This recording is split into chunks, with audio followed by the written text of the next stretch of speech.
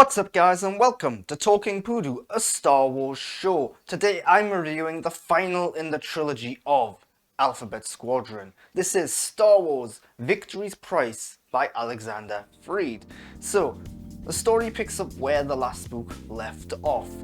All the characters are in new locations now. Iraq Hakel has returned to the Empire with Soren Keyes. What's his big master plan? How's that going to unfold? Meanwhile, Alphabet Squadron is a bit of a shell of its former self. They've all got frustrations, they've all got issues going on that they have to deal with in this novel.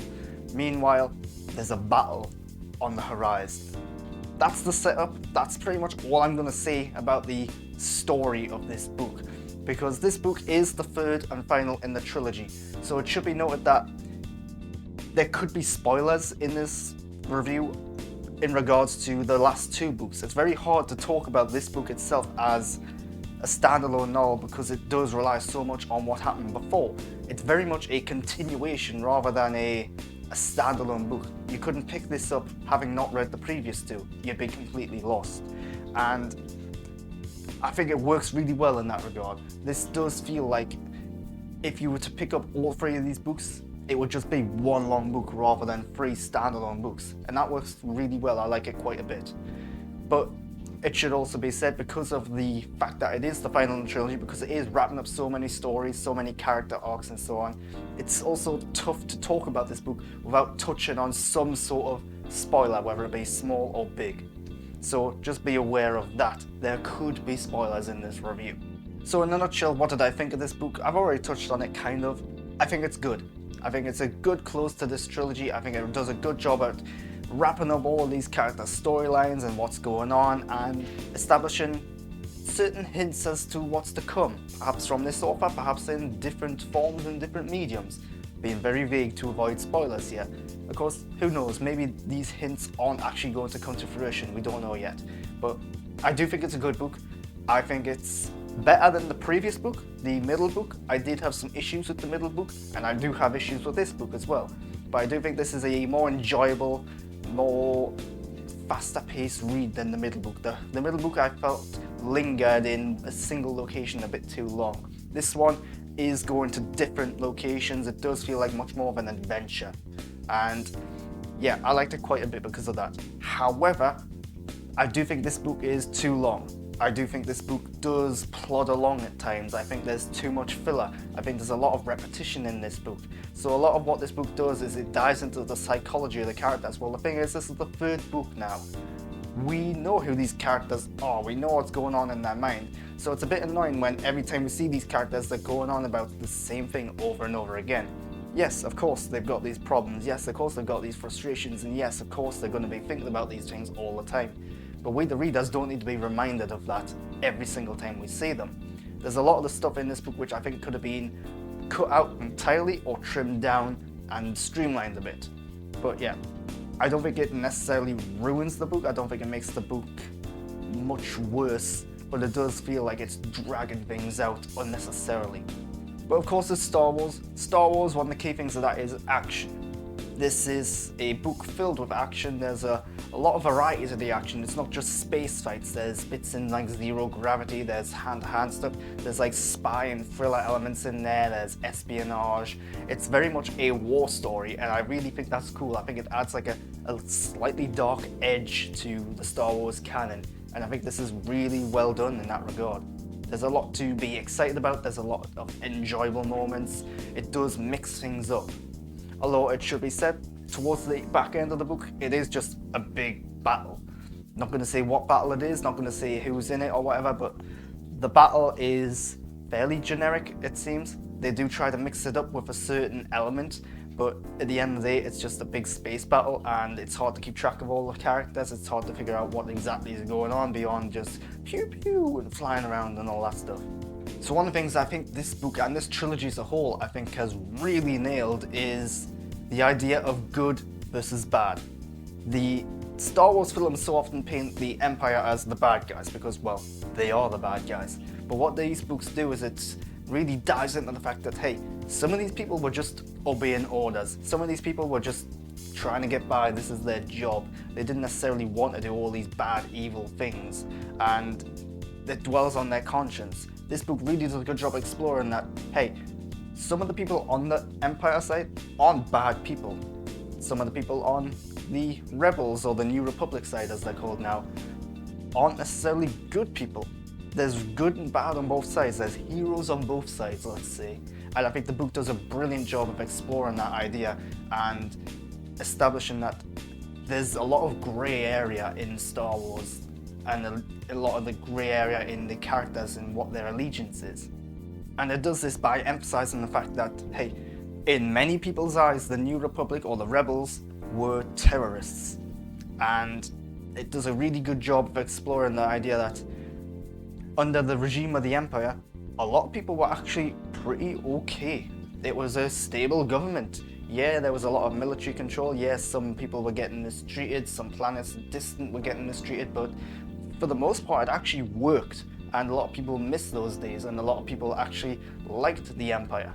So it does a good job of explaining that, and not only explaining that that was a thing, but explaining why that was a thing, explaining why people liked it. It really does a good job of that. So that's the story.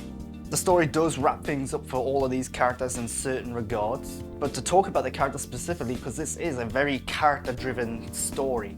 The main characters are all very likable, they're all very, very well developed, but again, it does linger on what's going on in their minds a little too much, especially when it's the same things going through their minds. But I like all the characters. I like how Hera Syndulla, this happened in the previous book, but it's even more so now. Hera Syndulla is now just one of the main characters of this book, and I think that's great to have an established Star Wars character who's not one of the major Star Wars characters be a main character here. Perhaps this is where it's hinting at something to come. Again, not going to go into spoilers or too much speculation here, but there's a lot of stuff here about that's hinting at what's next for Hera, and we might find that out someday. But one of the real shining elements of the characters is the bad guy, Soren Keyes. Soren Keyes, he's depicted as the villain here, but in many ways, he can be seen as a good guy. His motives are really well developed, they're really well laid out and established. In certain eyes, he's not a bad guy. There's a lot of grey area here in that he is doing what he thinks right. At no point in this book does he think he is the bad guy. There's no point in this book is he doing bad things for the sake of doing bad things. He thinks he's a hero. He thinks he's saving lives. It's just the other side thinks he's going to endanger them, and the other side has a different opinion on it. And I think that's really highlights some of the great writing in this book, in that the bad guys, the good guys, it really does matter on what perspective you see this from. And as a Star Wars fan going in this, chances are you're just going to think, oh, the Empire's bad. This book might have you second guessing some of that. One of the recurring kind of characters, I'm saying kind of characters because maybe it isn't a character, maybe it's more of just a plot device, but it's the Emperor's Messenger. The Emperor's Messenger being this like red cloaked android droid basically. And it keeps popping up in this trilogy, and then in this final book we find out the significance of it. Why is this droid here? What's powering this droid? How does this droid do what it does, and why? And I think it does a really good explanation of what this droid and other droids like it do, what the significance of it is. And I do think it kind of wraps up pretty quickly what the significance of this droid is, and that's a little disappointing. But at least it does give a good explanation, and it makes sense, and it's good. I like the way that they explain the importance and significance of this droid. One of the big problems I had with this book though, in terms of the characters, is that there's a lot of them. Outside of the main cast of characters, outside of Alphabet Squadron, Hera and the bad guy and so on, there's a lot of characters, there's a lot of names to remember, from pilots to engineers and so on and so forth. They keep popping up, they keep telling us what their names are, but I couldn't tell you what half of them look like, I couldn't tell you what half of them sound like, I couldn't even tell you if half of them are male or female or non-binary or alien or whatever. There's a lot to keep track of, way too much of the time. And we do get little snippets of information from here and there, like just like a character saying like one line or about like, oh, I like that person, or that person was a great engineer, or that person got a sense of humor, stuff like that. But it's very minor. It does little to actually flesh out these characters, especially when, in many regards, when I'm reading this book, it's just, oh, there's a name of somebody. I have no idea who that somebody is, but they're there. And it's a bit frustrating that there are so many characters, so many times I just could not keep track of who they were. And it becomes annoying, especially when you're seeing things from different perspectives. So you're going from Erika Kell, who's in the Empire on this, primarily in this book, and she's got a whole bunch of cast of characters that she's interacting with, that she's talking about, that she's seeing. And then you've got Alphabet Squadron, and they've got a whole bunch of characters and people that they're interacting with. It really does get confusing, the amount of characters in this book and the amount of characters that are just names and like maybe like a position or a job, and it's hard to keep track of them. It's hard to remember them, especially when they're so spread out in this book as well. But there are some that you do remember. So let's just get into some key points that I want to establish. Coruscant. Coruscant, we see that in this book. It's been a long time since we've seen Coruscant, and I think it's really cool that towards the final of this book, we get to see Coruscant a little bit, and they really make Coruscant seem important, they really make Coruscant seem like a threat, and they do a good job of establishing what Coruscant's current situation is at this time period. It is a little disappointing that it's just a minor space battle really that takes place there, but yeah, we see Coruscant, that's cool. So I've hinted at that it's perhaps establishing certain spin-off stuff, maybe continuations, focusing on other characters. There's a lot of stuff here with a lot of potential for the future. Hera Syndulla, for example. There are rumors that maybe she's going to be one of the main characters in the new Rangers of the New Republic TV show. This could very well be setting the stage for that. And without going into spoilers, another character at the end of this book seems to be establishing some sort of team. And it would be great if they got a spin-off, and I think that's exactly what's going to happen. I think we're going to get a spin-off focusing on that character and that team maybe, and what they're doing after this. That would be really cool, I'd like to see that. But yeah, there's a whole bunch of potential for these characters. I'm not going to say which characters survive, which characters die, which characters are going to be the focus. I'm not going to name names, but huge potential for the future. Spin-offs, sequels, continuations, whatever it is. And I really like that, because it establishes this while also giving them some sort of closure in this book, and it works really well. Because it's like, yeah, I'm done with this story, I'm happy with how it ended, but I'm also excited for what's to come. And I think that's really good. And now I'm going to go into one final spoiler point, but before I go into the spoiler point, if you don't want to know what this spoiler point is, you can leave my channel right now, but please subscribe before you go. The more subscribers I get, the more content like this I can make. And we all love that content. Why not also follow me on Twitter and Instagram at @the_Grant_Burton.